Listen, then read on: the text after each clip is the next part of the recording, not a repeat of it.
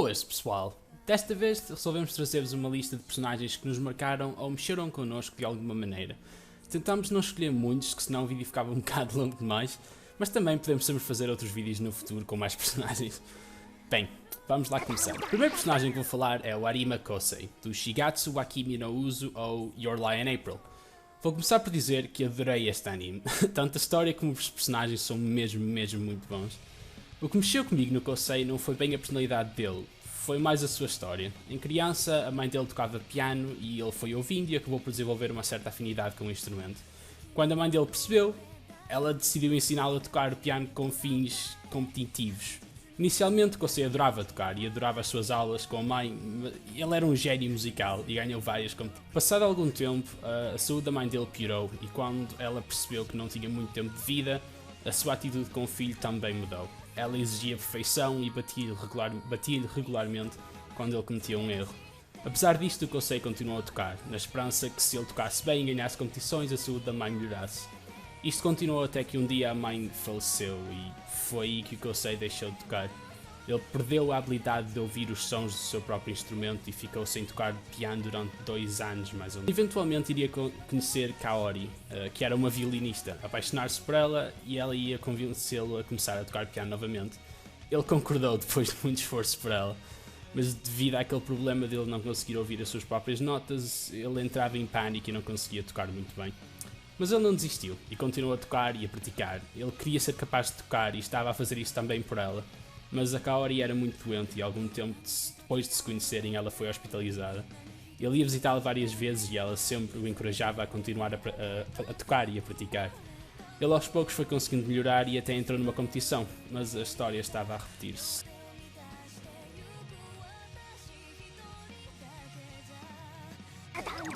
Os próximos que vou falar são o Edward Elric e o Alphonse Elric, do Full Metal Alchemist Brotherhood. Ora, os irmãos. Sim, eu vou pôr os dois nesta lista porque apesar de eu pessoalmente gostar mais do Edward, é a relação deles que me marcou. Os sacrifícios que fizeram pelo outro, os desafios que passaram juntos e o amor que têm um pelo outro. Para começar, a transmutação humana que fizeram quando eram pequenos provavelmente iria destruir a mentalidade deles se não se tivessem um ao outro. O objetivo de ambos é restaurar o corpo do outro irmão e vê-los a carregar as cicatrizes do que fizeram no passado durante a história toda realmente mexeu comigo. Agora vou falar neles individualmente. Vamos começar pelo Edward, o chibi com atitude. Provavelmente a dor maior que o Edward sente, apesar de todas as operações que teve de fazer para sobreviver e para ter aqueles membros metálicos, é a culpa de o irmão ter perdido o corpo. Ele sente-se culpado por isso durante o anime inteiro. Ele era o irmão mais velho, ele é que teve a ideia de tentar a transmutação humana e sente que se não fosse por ele, o irmão nunca iria ter que passar por tudo aquilo. E ele transforma essa culpa em força de vontade e faz tudo para restaurar o corpo do irmão. O Al, quando paro para pensar na situação do Al, realmente vejo quão forte ele é. O Al não dorme, ele fica a noite toda acordado a proteger o irmão, basicamente, e nunca o culpa pelo que aconteceu. Eu sempre gostei da maneira como a aparência dele não tem nada a ver com a sua personalidade. Ele é tão gentil e às vezes até inocente. E não hesita em ajudar os outros, mesmo que isso o ponha em perigo. O sacrifício que ele fez no fim do anime sumariza perfeitamente o Al. Realmente esta é a minha dupla de irmãos favorita de todo o universo de anime. Há muitas coisas neles individualmente que mexeram comigo, mas é a sua relação que significou mais para mim. O próximo personagem que vou falar é o Dekim, do Death Parade. Este anime é relativamente novo, por isso eu vou tentar não dar muitos spoilers. Ainda há muito mistério à volta deste personagem. O motivo principal que me fez gostar tanto dele não é exatamente original. Basicamente o Dekim é um árbitro que decide se a alma de uma pessoa desaparece ou é reencarnada. E como possam imaginar, um trabalho desses pode ser emocionalmente exigente. E é por isso que todos os árbitros não sentem emoção. Mas o Dekim é diferente. Ele um dia recebe informação que vai ter uma assistente para o ajudar no decorrer dos testes que as almas dos humanos têm que passar.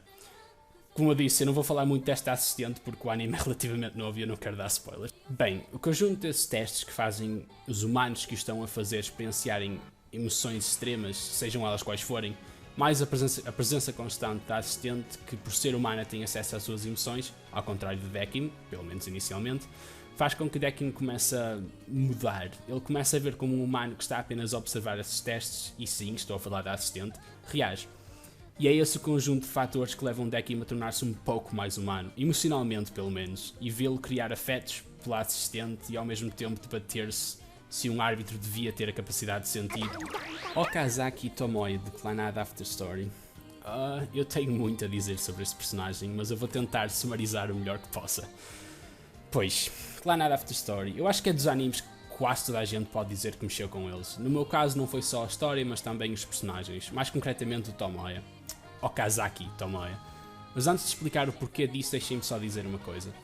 A razão pela qual disse Clannad After Story foi porque o Tomoya na primeira temporada de Clannad não mexeu comigo. Sim, eu gostava do personagem, mas ele não fez nada ou disse alguma coisa para mexer comigo. Mas nos eventos de Clannad After Story, sim, isso aconteceu várias vezes. O primeiro motivo pelo qual eu gosto tanto do personagem, por qual significa tanto para mim, foi a sua transição para a vida adulta. Arranjar emprego, viver sozinho e passar pelas dificuldades dessa transição.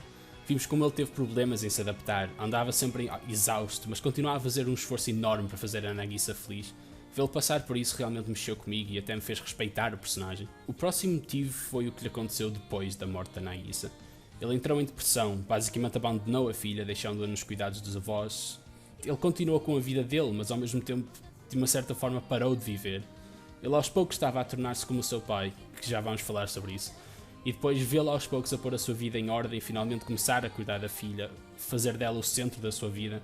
Vê-lo fazer aquela recuperação de uma pessoa que não estava realmente a viver por uma pessoa que nunca teve um motivo mais forte para amar a vida. E depois vê-lo a perder essa mesma razão de viver afetou-me um bocado. E a razão final foi a sua reconciliação com o seu pai. Depois de tantos anos a, odiar o pai, vê-lo finalmente a reconciliar-se com ele mexeu comigo. A Nivi que diga, ela apanhou umas caras de lágrimas quando estávamos a ver esse episódio. Há um motivo porque Clannad After Story está na lista de muita gente como os seus animes favoritos. Também está na minha. Eu adorei este anime, sério, recomendo mesmo. Monkey D. Luffy, de One Piece. Eu comecei a ver One Piece há pouco tempo. Quer dizer, eu tinha visto alguns episódios quando era mais novo, mas por algum motivo não me agarrou. O Luffy é um dos personagens de anime que mais inspira a amizade. Ele põe os seus amigos no centro de tudo. O momento que mais marcou na história de Luffy foi em Saabadi, acho que é assim que se diz. Eu não vou dizer o que aconteceu, não quero dar spoilers. Quem viu sabe do que estou a falar. A reação dele naquele momento foi chocante para mim. Vê-lo naquele tipo de agonia custou-me um bocado. Mas não é só isso. O Luffy também é muito piedoso, raramente matando alguém, mesmo que esse alguém o magoe mesmo muito. É uma pessoa geralmente calma e um pouco sem noção. Não há muito a dizer sobre o Luffy, mais do que isso. A maneira de agir dele, a dedicação pelos seus amigos e os desafios que ele teve de enfrentar são as razões de ele estar nesta lista. Tony Chopper, também do One Piece. A história de Chopper é bastante triste. É uma história de rejeição, medo e perda. Chopper é um personagem muito gentil e apesar de aparentar ser um cobarde, quando é necessário, Chopper faz tudo para proteger os seus amigos. Vê-lo finalmente encontrar uma casa na família que é a tripulação dos Chapéus de Palha ou dos Mugiwara foi bem emocionante e deixou-me com um sorriso na cara por ele ter encontrado um sítio onde fosse aceito da maneira que ele é. É uma boa lição, não devemos tentar mudar-nos para agradar os outros. E finalmente, o último personagem que eu quero falar é Himura Kenshin, de Rurouni Kenshin ou Samurai X, como era conhecido cá em Portugal. O principal motivo de eu gostar tanto deste personagem e o motivo de eu deixá-lo para o fim do vídeo é que Samurai X foi dos primeiros animes que eu vi. Se bem que na altura nem considerava anime, para mim era desenhos animados como o resto. E o Kenshin realmente captou a minha atenção. Eu adoro a personalidade e a história dele, sempre educado, sereno e humilde e sempre pronto a pôr os outros antes dele próprio. É um personagem com um passado muito escuro e pesado que decidiu mudar e viver de uma forma mais honrável e de uma certa forma mais pura, pelo menos comparado com a vida que tinha antes. Ele tentava resolver todos os conflitos com palavras em vez de violência, mas isso raramente funcionava, resultava em lutas que ele preferia evitar. Quando eu era pequeno, ver um personagem tão forte que fazia tudo para tentar não magoar alguém realmente impressionou-me e é por essa razão que ponho o Kenshin nesta lista. Bem pessoal, e é tudo. Estes são os 6 personagens de anime que mais me marcaram. Sim, há outros e talvez faça outro vídeo no futuro a falar deles, mas por agora ficamos por aqui. Espero que tenham gostado. Sintam-se à vontade para deixar nos comentários personagens que vos marcaram ou que simplesmente significam muito para vós. Fiquem bem, obrigado.